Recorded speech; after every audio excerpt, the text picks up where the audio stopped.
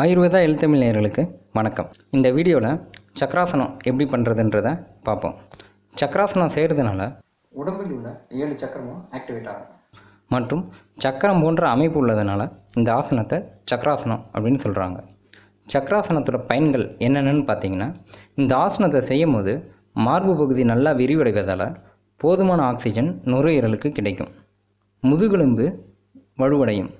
மலச்சிக்கல் போன்ற பிரச்சனை உள்ளவங்க இந்த சக்கராசனத்தை செய்து வந்தால் நாளடைவில் ஒரு நல்ல பலன் கிடைக்கும். கண் பார்வை பிரச்சனை உள்ளவங்களும் இந்த ஆசனத்தை தொடர்ந்து செய்யும்போது கண் பார்வை மேம்படும். சக்கராசனம் எடுத்த உடனே நம்ம அந்த பொசிஷன் பண்ண வேண்டாம்.